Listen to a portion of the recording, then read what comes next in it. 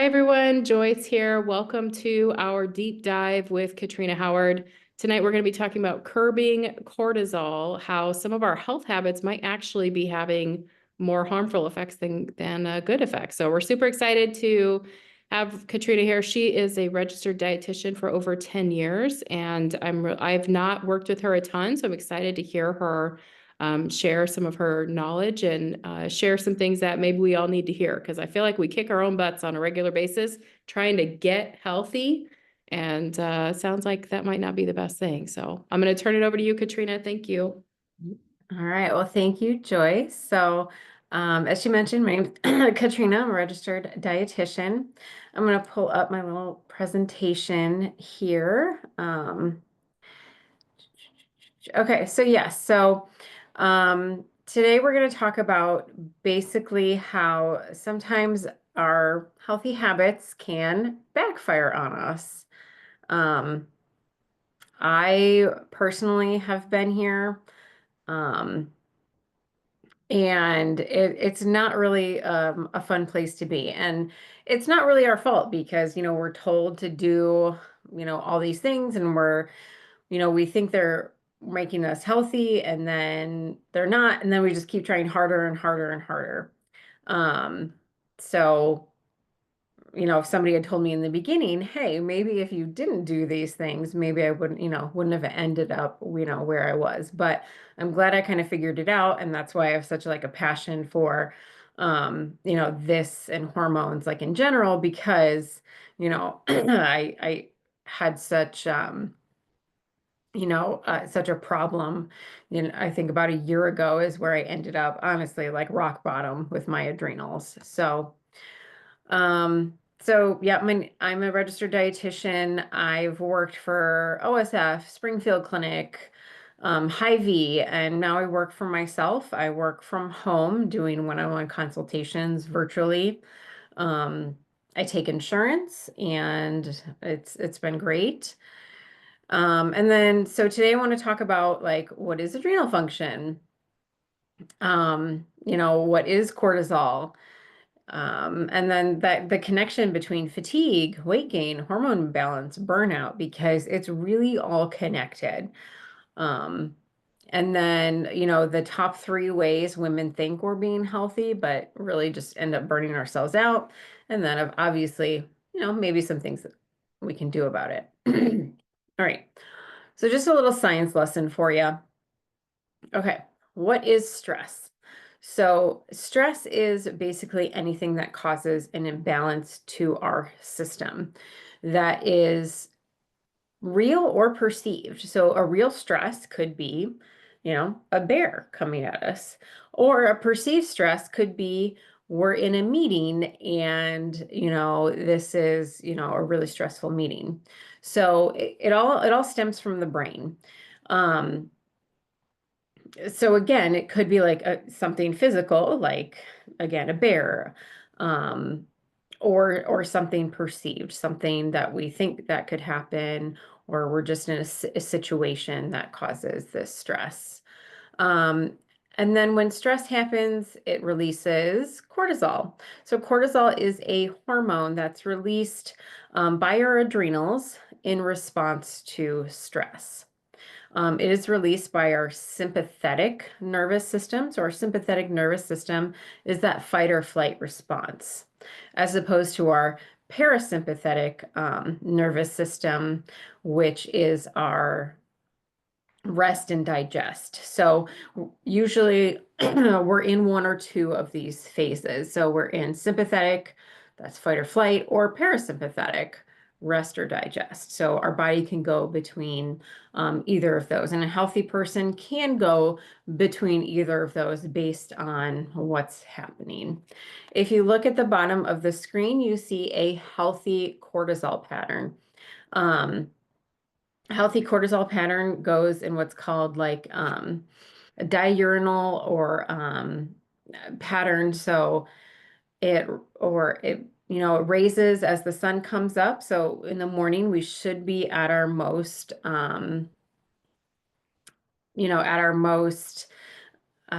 awake because cortisol, keeps us awake. I'll explain what it does in the next slide.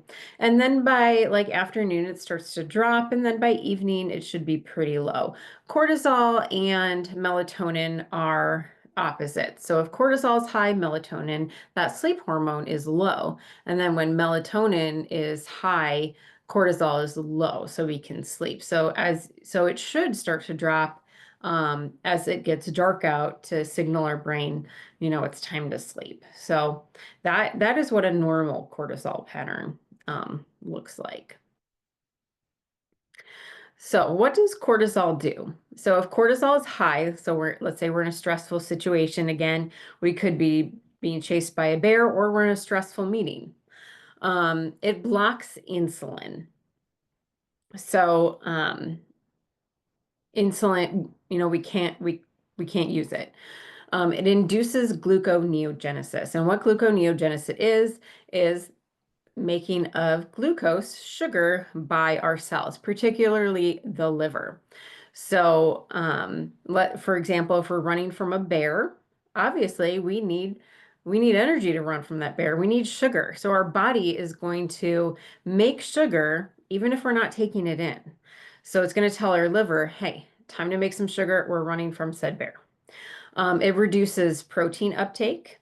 It suppresses the immune system because, all of our energy is being put into running from this bear. It increases our blood pressure because we got to get that blood pumping. We got to get running.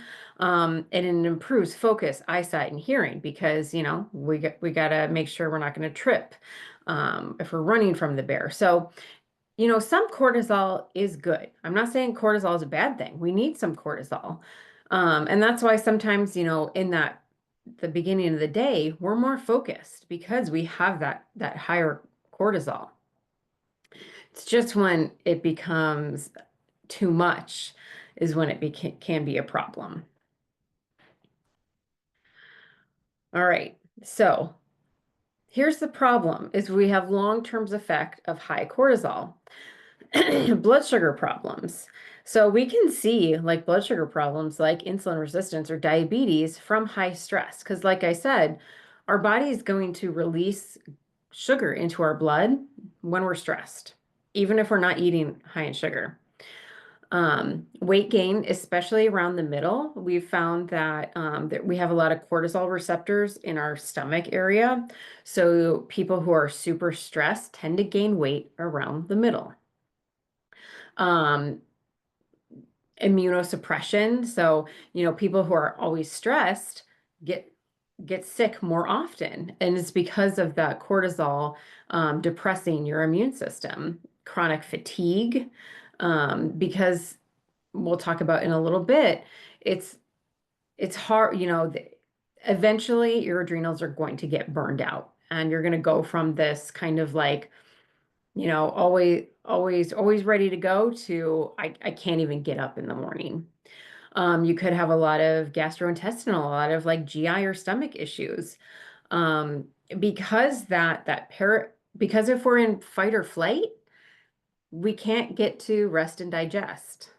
Because if we're in that parasympathetic, um, it can cause constipation or diarrhea. There's a nerve that runs from our brain to our stomach. So if we're constantly like telling this nerve to be on edge, we're gonna have like stomach issues.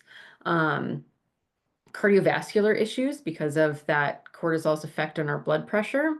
And then, our sex hormone imbalances, whether it be infertility, irregular periods, low libido and sex drive.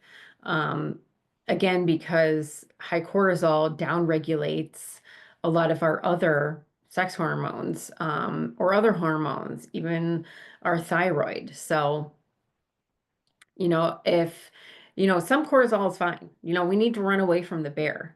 But our bodies weren't designed to sit in a stressful meeting day after day and be constantly under this stress, this perceived stress, and then just having cortisol, constantly being released into our system.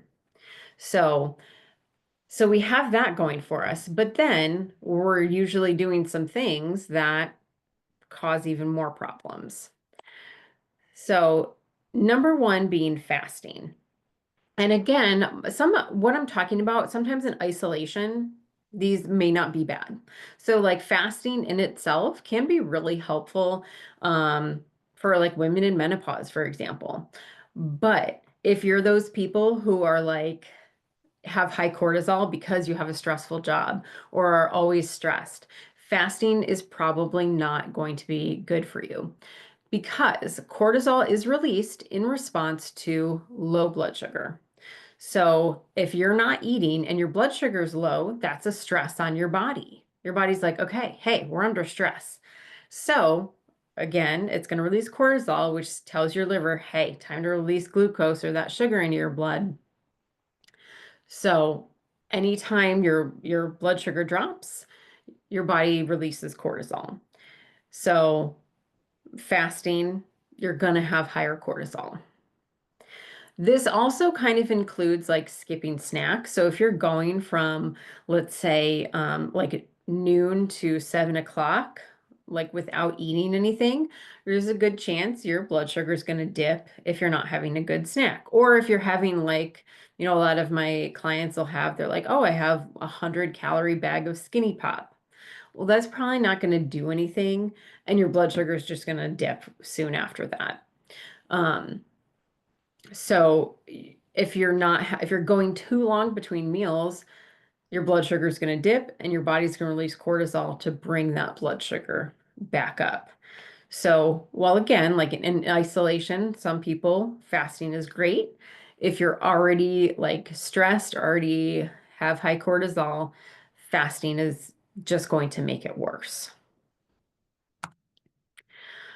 The second thing I see is keto or calorie restriction, because calorie restriction is perceived as a stress on the body. Um, and when, especially under this kind of stress, the body tends to um, prevent the conversion of T3 to T4. So, or it, our thyroid, prevents it from converting the inactive to our active form of thyroid. So if we're under this kind of stress, cortisol is going to stop our body from producing our active thyroid hormone, which means we're not going to be burning as many calories, we're going to be cold, we're going to be tired, all this. Keto also puts our body under stress of calorie restriction unless it's really done correctly with enough fat, enough protein, and enough fiber. I don't see a lot of people doing that. So again, it can be done. It just has to be done correctly.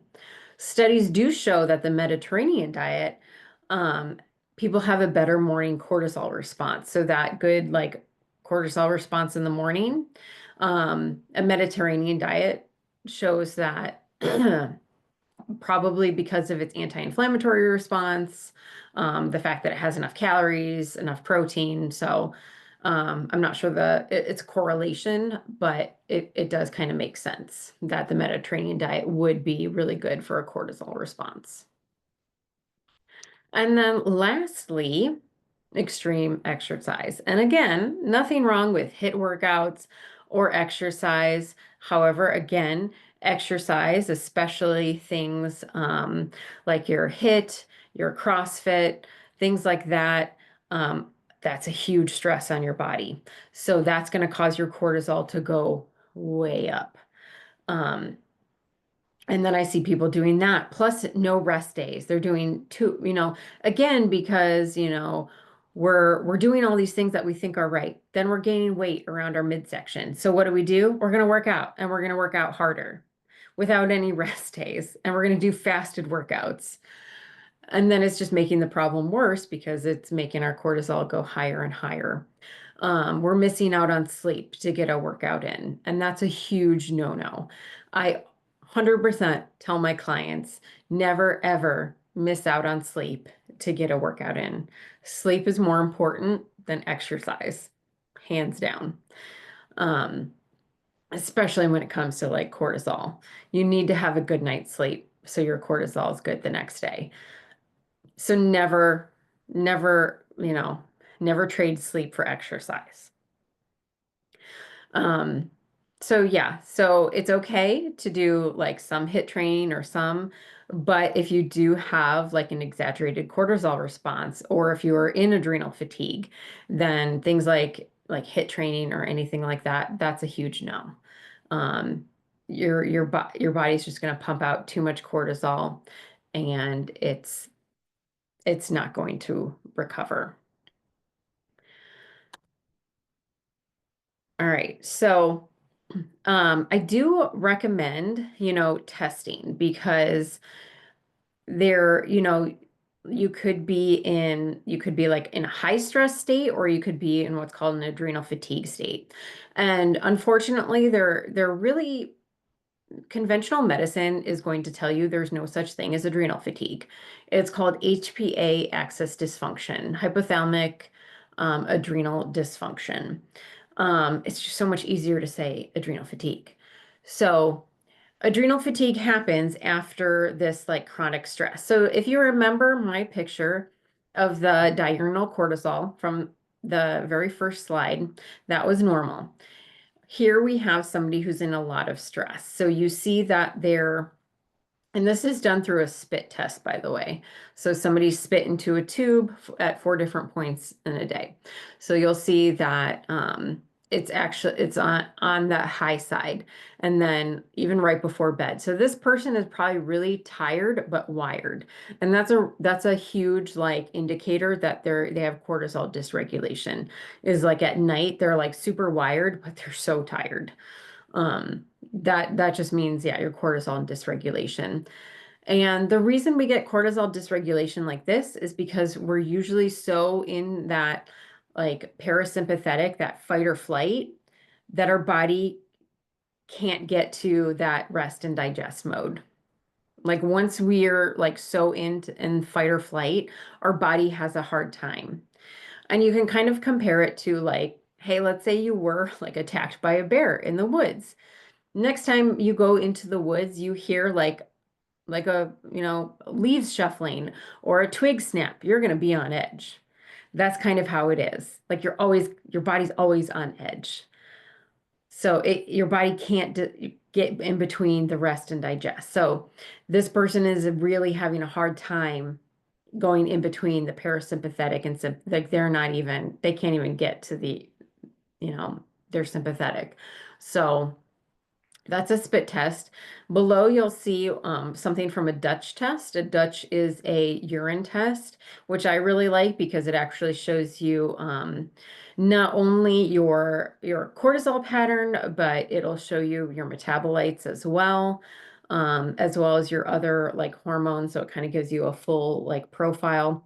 And this person, gets really high, and then they just kind of tank.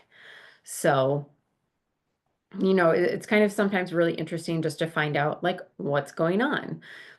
Are you, drinking too much caffeine? Are you, maybe this is might be a good indication that you're skipping a snack and your blood sugar is dropping and your cortisol is like spiking at this time. Um, Also, testing can kind of help target for like supplements. So these kind of supplements, I suggest things like ashwagandha or more calming supplements, lemon balm, something like that. Whereas if somebody was in more of that chronic fatigue or adrenal fatigue, you'd need to like support the adrenals with more things like licorice, or there's some others. So it's good to test to get like a more targeted approach of what you want to do. And unfortunately, I've tried to see if like my clients could get their conventional medicine doctor to do it. And they'll give me like 1 point cortisol test, and that unfortunately tells us nothing. Um, so yeah, so there's the spit test, and then we have the Dutch urine test. So, okay. So these are at the basics what you can do. Obviously, get enough sleep, rest, and resting in general. Eat enough and eat balanced. So keep your blood sugars steady throughout the day.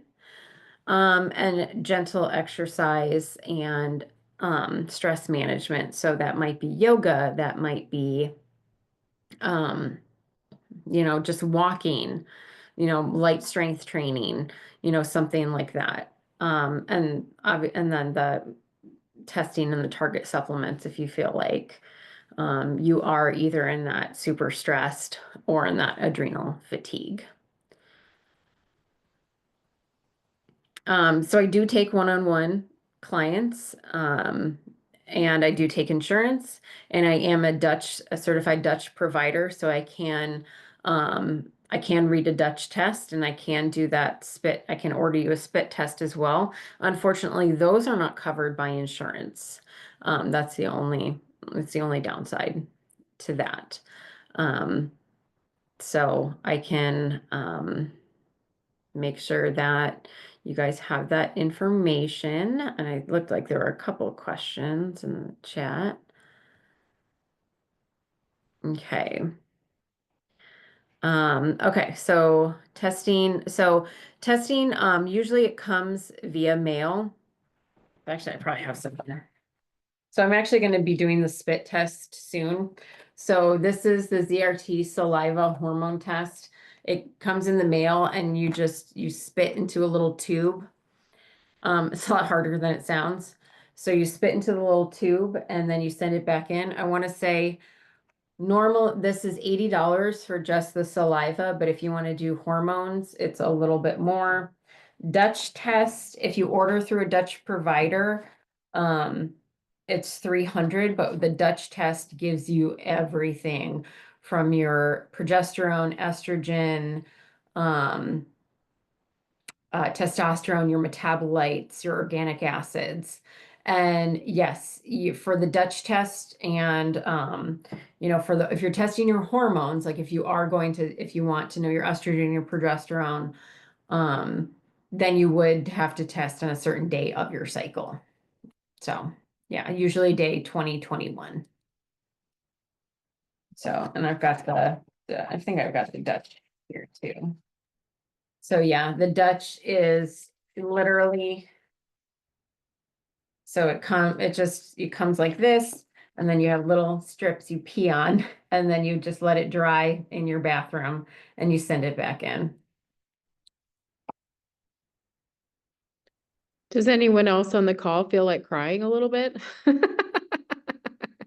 Like, I feel like you're talking to me, Katrina. Um, Yeah. so I've been monitoring my blood sugar for a long time. My niece is diabetic, so I've learned how to test her blood sugar when she was really little. She's in her 20s now. And I'm a little bit of a data geek and a scientist. So Hmm. of course I want to monitor my blood sugar on a Yeah. regular basis, you know? Um, and one of the things I've noticed the last few years is that my blood sugar doesn't make any sense. I will eat perfectly, and I've always wanted to do one of those continuous glucose monitoring devices, and I haven't done that. But Okay.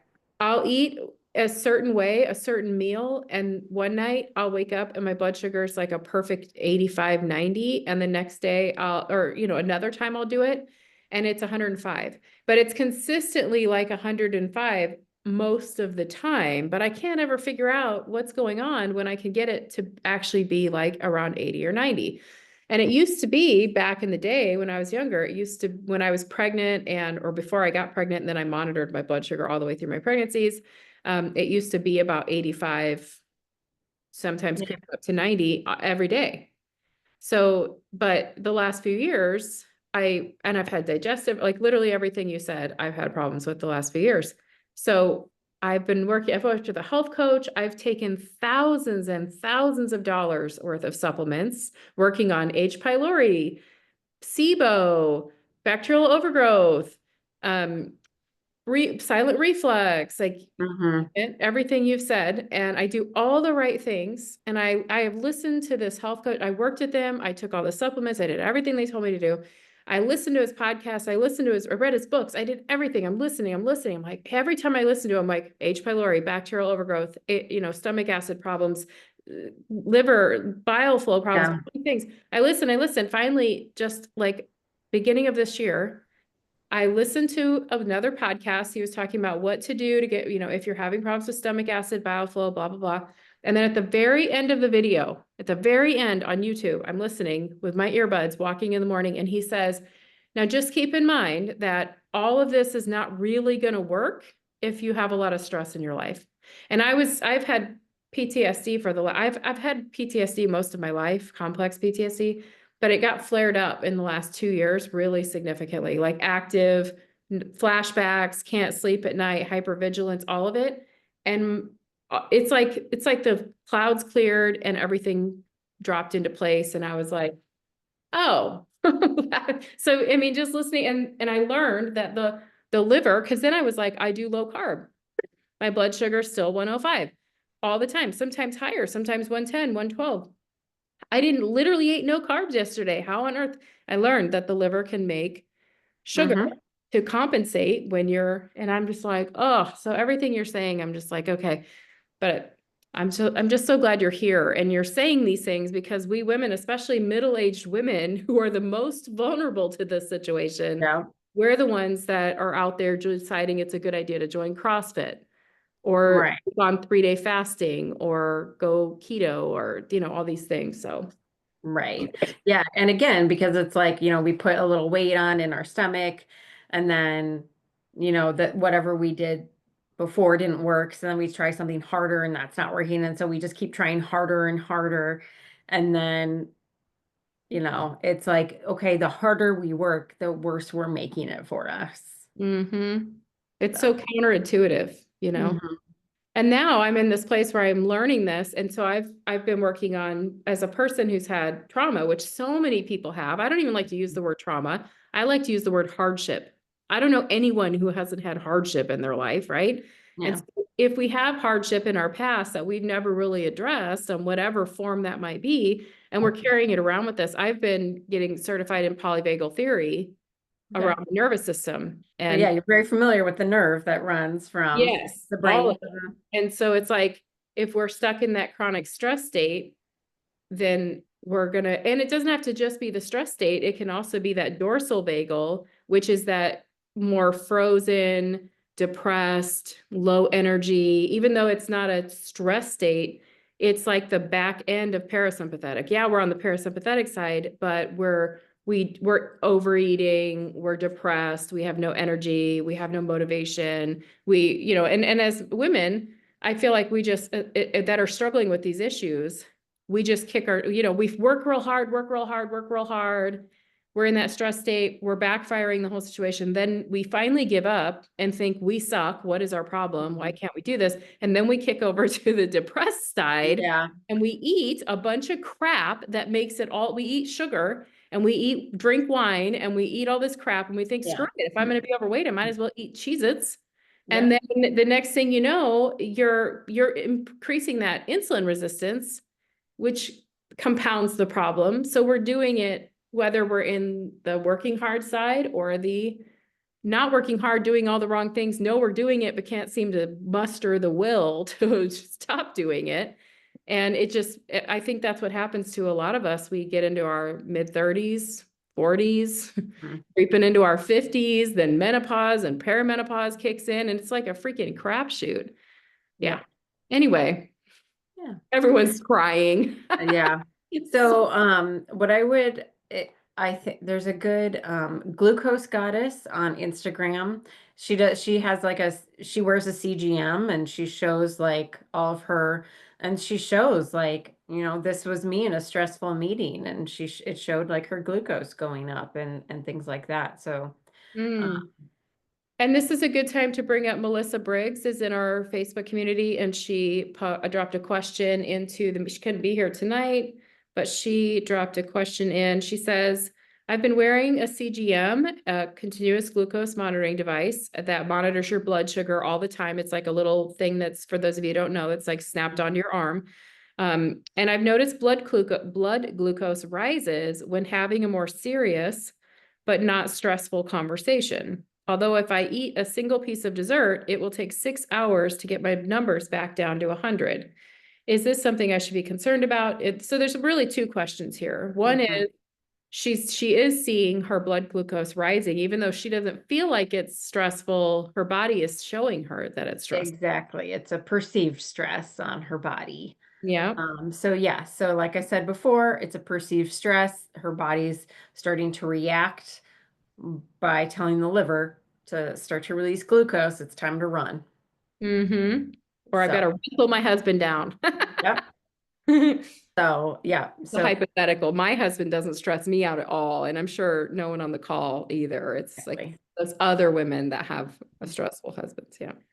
And And then then, oh, go ahead. Do you oh want me yeah, I was going to to say, finish? yeah. And then the second question, that is, she's probably got some, my guess is insulin resistance. So Mhm. even though sometimes we don't have diabetes and, our blood sugars can start, be starting to be okay, does not mean we don't have insulin resistance. And insulin resistance is just, it's kind of the start of it, and it's our body, um, not utilizing insulin to get, sugar into the cells to be utilized. So, Yeah, and insulin resistance is like a precursor. So we may not have exactly. diabetes, but it's a sign. A lot of us have it for a long time before, even Yep. decades before the actual Yes. diabetes kicks in. Exactly. And that's like, as we go through perimenopause, we become more insulin resistant as, anybody with PCOS, like that those are just naturally insulin resistant, like, things. So, yeah, as if this person's starting to go through menopause or perimenopause, then yes, we become more insulin resistant as we go through perimenopause because our estrogen starts to drop.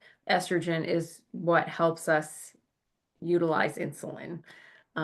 So as that starts to drop, so does our ability to use insulin, and we become insulin resistant. So, that's why we don't have to give up foods, but we have to make sure we're focusing on protein. Mm-hmm. So, Yeah. So I think for a lot of us, for those of you listening in on this call or watching the recording who are feeling like you can't win for losing, because it's a little bit what it feels like when she went through the presentation. I was like, and I know a lot of this stuff. Like I figured it out over years of trying to do it. And it's still just hearing you just spell it out clearly like that. I'm just like, man, it's just such a punch in the gut when you're at this stage of life and you just want to feel good. For me, I just want my old clothes to fit again. Can I just have my old clothes back? I like those clothes. I can't bring myself to get rid of them. And, that's the most painful part about it for me, other than, it doesn't feel good to have extra weight on your body. And for it to be you want to believe it's this thing you can just figure out, you know? And I'm sure you see it all the time working with women on a regular basis. It's like you just want it to be clear. And what you're telling us is it's not clear. It's not, it's muddy waters. And I think that's why having a coach or working with a dietitian, somebody who understands these things, as someone who's worked with a lot of coaches, a lot of health coaches, I've read tons of books. There's these are important pieces of the puzzle that are often left out of the content that's being fed to us, the books, the YouTube channels, the videos, your neighbor who went keto and lost 60 pounds in 3 weeks. And you're just like, I did that and I gained weight and now I can't stop eating potato chips. It's like, what is my problem? Why do and then we just, as women, I think we just have a tendency to blame ourselves and think, I know I do, like, what is wrong with me? mhm. Why am this is so hard? It shouldn't be this hard. I do everything they told me to do. So I don't know. I just really appreciate you coming on here. So let's open it up. And does anybody on the call here have questions? You want to drop them in to the chat, or you can unmute and ask Katrina yourself. She's very friendly. Yeah. I was just going to say that every time I try to do fasting, if then at the next meal, I eat twice as much food and or I bloat up and I gain weight, either. Mhm. But yeah, so fasting doesn't really work for my body. Yeah. And a lot of the studies on fasting, we're done on men.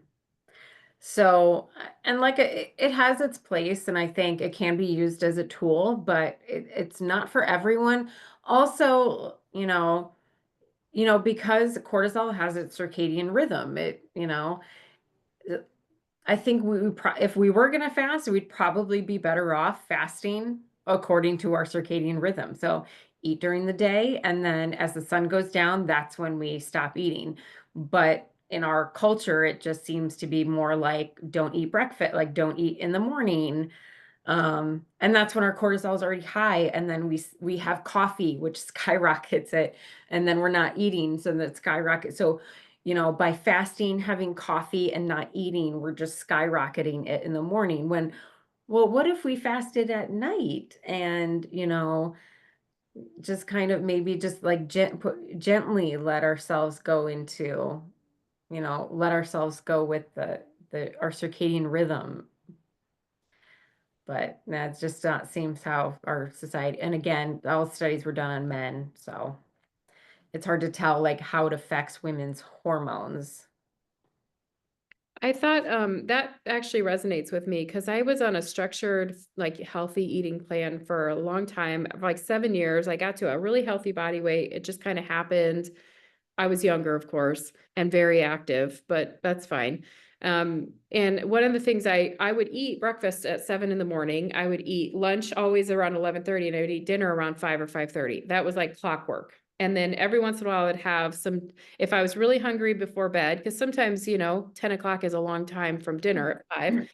I would have a little bit of like some protein and a little bit of like plain yogurt or something, or maybe a little bit of berries or some fruit. And it just it made everything better. And then but a lot of times I wouldn't even need the snack. And I realize now, after realizing I'm fasting, I don't think works very good for me either. But if I was thinking that. I'm so glad you brought that up because I used to do that. I wasn't fasting, but I would eat dinner at 5 or 5:30, and then I wouldn't eat again until 7 in the morning. That's kind of intermittent Yeah, fasting. essentially, yeah. And it's And a we lot. all fast at night anyway. Like we forget that everybody fasts at night anyway.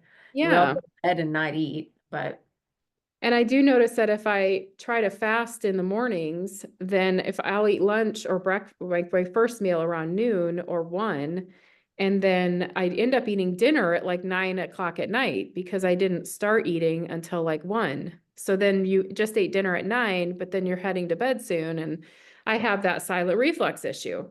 So it's problematic. I don't like it on the nights that I eat late because it causes problems. So it's just interesting how that's maybe I need to just give myself that permission to eat something. But the weird part is now at this stage of life, for some reason, I'm not getting hungry. I used to be hungry at 7 in the morning. And I right. Well, your really body, yeah, your body get you once you start eating again, Mhm. you'll be hungry in the morning. Okay. Well, I'm gonna test it. Now come back, Katrina. We're gonna do a part 2 after Okay. the new year. And Joyce is gonna be like, yeah, and everything worked out, and I'm doing this, and we'll see. Anybody want to join me? They want to. They're just afraid to say it. That's fine. Yeah. Yeah, I think like I said, these things aren't necessarily bad in Yeah. like isolation, but when you're already in that fight or flight mode, you're already overstressed and your cortisol is already like if you took your curve and you were on the higher end, that's when these things are just going to push it higher and then keep your body from going from the parasympathetic to the sympathetic. It's just making it harder for your body. And then you're going to get to the point when your body just drops off to the fatigue. That's Mm, what you don't want. Trust yeah. me, I've been there. It's not a fun place to be. Like, you can't get off the couch, like, like complete exhaustion place to be. Mm. You don't want to So, get there. so I guess we'll wrap it up here unless there's any other questions. Just raise your hand if you do have a question. But I guess what it really boils down to, Katrina, what I'm hearing you say, and what we all need to hear is that protecting our nervous system and protecting our peace is a really, really important thing. And as part of the Polyvagal Institute, the people that research the nervous system and they research trauma and they research this fight or flight and this dorsal vagal and all these things, It's very interesting being on the live calls with them because they're talking about how we've just gone through sort of a global trauma situation. So everybody between that and the economy and the politics and everything else going on, so many people are under financial pressure right now and financial hardship. The list goes on and on. And so, figuring out what does managing stress look like for me and really taking a more direct approach to it. I think most of us think, I mean, I'm doing okay. I'm not losing it, but how are we being okay? We're coming home and drinking wine after we get off work. We're staying up late, binging on Netflix. We're spending money we don't have. We're fighting with our partners. We're actually not okay, but we're holding it together. And that's a very different thing than we're actually in a good place. And so I know for myself, just making that realization this year, and then now that's part of why I got into this polyvagal thing, because I also have a trauma history and I have a very sensitive nervous system. Like it doesn't take much to put me up on that stress response. So I have to ask myself, like, what are those daily habits, weekly habits? And we don't have to do the same things every day. I think a lot of us think we have to do the same. We have to be perfect. We have to do all the right things every single day. I'm a big fan of thinking as well of wellness like a buffet. And every day I get to look at the buffet and I get to pick and choose what I'm going to pull off of this wellness buffet. So maybe today I slept late, so I didn't get to do my walk in the morning, but at lunchtime I have time to go sit outside and, do some prayer and meditation or smell my essential oils. We got a lot of essential oil people in the group, or I can, take a nap. I'm a big fan of micro naps at lunchtime. I can lay down and nap for about 10 minutes and it will reset my brain. That's all it takes. Did you know Abraham Lincoln, some of the most amazing, famous people, very productive people that were just go, go, go. They did micro naps. Einstein was famous for micro naps. And so I think it was Abraham Lincoln, he used to sit in a chair, a high back chair with a goblet or some kind of a cup in his hand. And he'd have his forearm on the armrest and he would hold the cup with nothing in it. And he would lean his head back and he would let himself kind of doze off in the afternoon. And when he dropped the cup, he was also a light sleeper, it would wake him up. And it was enough of a brain reset that he could it was like he started the day over and now he would go and do the rest of his activity. So that kind of stuff sticks with me. It seems simple. When you're tired, you think, oh, that's not enough to make me feel rested. But actually it really works. That's a good reset for me. If I don't have time to take a nap or I think any kind of body care, the fascia work we do here at the studio, this is very calming to the nervous system. These are other ways to work with your body and make your body feel good. That doesn't have to be extreme exercise. Anyway, Katrina, do you have other tips and ideas, things you recommend to your clients besides, that you feel like is a really good fit for managing stress? Yeah, I think people just have to find like what works for them, but, whether it be, and whether it be from counseling to yoga to journaling, but also, I don't push supplements, but I definitely recommend it because I think internally we definitely need some of that help as well. So I love it. All right, guys. Well, we're going to turn you loose for tonight. Katrina, thank you so much for your time. We'll be posting this video recording on YouTube, posting it in the Facebook group, and we'll put some links in here to get to Katrina if you want to chat with her, maybe book a chat with her, do some testing, dive in, go a whole thing and figure out your hormones, whatever you want to do. She's here for you. And if you have any last minute questions, if you watch the recording and you have some questions, feel free to drop them into the comments and we'll get them to Katrina and maybe she can get back to you. All right? all right. All All right. Well, thanks for having me, guys. Have a good night. Thank you. Take it easy. Bye, everyone.